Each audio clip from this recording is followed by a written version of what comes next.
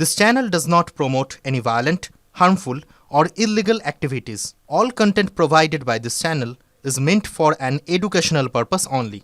Back to back আরো একটা বড় খবরের দিকে নজর রাখতে হচ্ছে। ফারাক্কায় বিডিও অফিসে ভাঙচুর, কমিশনের নির্দেশে এফআইআর। বিডিওর অভিযোগের ভিত্তিতে ফারাক্কা থানায় এফআইআর। যদিও যার নেতৃত্বে হামলা সেই তৃণমূল বিধায়ক মনিরুল ইসলামের নামই নেই এফআইআরে। অজ্ঞাত পরিচয়দের বিরুদ্ধে এফআইআর দায়ের করা হয়েছে। এসআইআর এর বিরোধিতায় তৃণমূল বিধায়কের নেতৃত্বে বিডিও অফিসে তাণ্ডব চলে।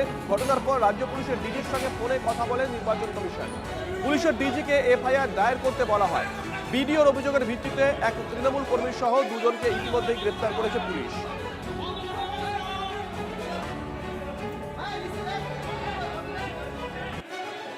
ফারাক্কায় বিডিও অফিসে তাণ্ডবের জের। ফারাক্কায় এসআইআর এর কাজ বন্ধ করে দিলেন মাইক্রো অবজারভাররা। বড় খবর নিঃসন্দেহে, ফারাক্কায় এসআইআর এর কাজ বন্ধ করে দিলেন মাইক্রো অবজারভাররা।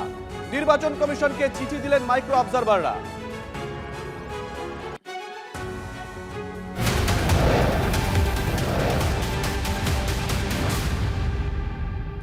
সিএ হোক, ওয়াকফ হোক কিংবা এসআইআর, তৃণমূলের জমানায় মুর্শিদাবাদে মানছি না মানবো না স্লোগান বদলে যায় তাণ্ডবে। সরকারি অফিসও বাদ যায় না।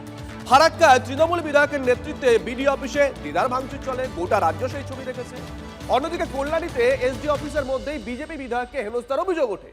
ফারাক্কার ঘটনায় এফআইআর হলেও নাম নেই তৃণমূল বিধায়কের। এ যেন যেমন খুশি তেমন ভাঙচুর করো।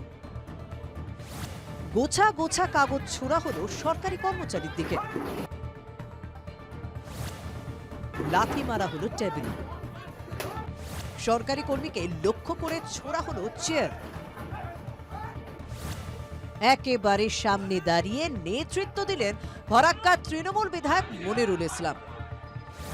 ভোটার তালিকার নিবিড় সংশোধনের শুনানির নামে হয়রানি হচ্ছে, এই অভিযোগে বুধবার সকালে ফারাক্কা বিডিও অফিসে বিক্ষোভ দেখায় কংগ্রেস। যাতে কোনো ঝামেলাই হয়নি। কয়েক ঘন্টা পর ময়দানে তৃণমূল নামতেই তুলকালাম কাণ্ড। আমার ওই 1986-83 মুক্তিমুখের দলিল চাইছো, হ্যান্ড চাইছো, এসআইআর এর শুনানিতে ডাক পেয়েছেন মনিরুলেরই দলের সাংসদ দেব। রাজনৈতিক বিরোধিতা করলেও নিয়ম মেনে নির্বাচন কমিশনের শুনানিতে যাবেন বলে তিনি জানিয়েছেন। রাজ্যের প্রাক্তন মন্ত্রী লক্ষ্মীরতন শুক্লাও শুনানিতে ডাক পেয়েছেন, তিনিও বলেছেন যাবেন। যেখানে তৃণমূলের মধ্যে দৃষ্টান্ত তৈরি হয়েছে, তখন সেই দলেরই বিধায়ক এসআইআর এর বিরোধিতায় নিজের সরকারেরই অফিস ভাঙচুরে নেতৃত্ব দিচ্ছেন। তুমি ভারতবর্ষে থাকবে, ভারতবর্ষের আইন মানবে না, ভারতবর্ষের সংবিধান মানবে না, প্রশাসনিক দপ্তর ভাঙচুর করবে।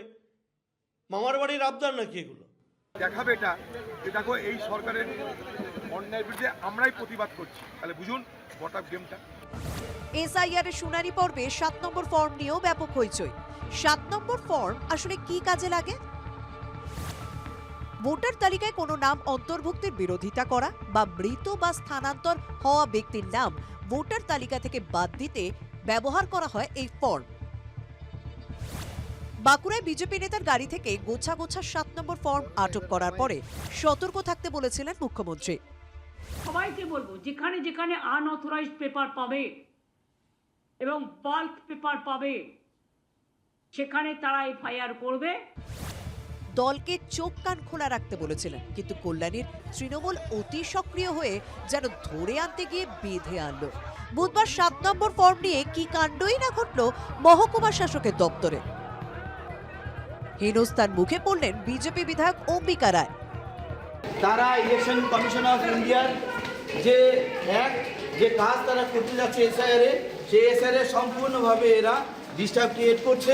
একদম মার্ক করে তৃণমূলের ভোটারদেরকে নাম কাটতে চাইছেন বিজেপির বিধায়ক। প্রশাসনের কাছে আমরা আপিল করব যে সমস্ত গাড়ি চেক করতে হবে। ফারাক্কা থেকে কল্যাণী এসআইআর এর বিরোধিতার নামে যা ঘটলো তা আসলে ক্ষমতার আস্ফালন। এতে কি শাসক দলের সুনাম ছড়াচ্ছে? কৌশিক ঘোষ ও মহাদেব কুণ্ডুর রিপোর্ট, TV9 বাংলা।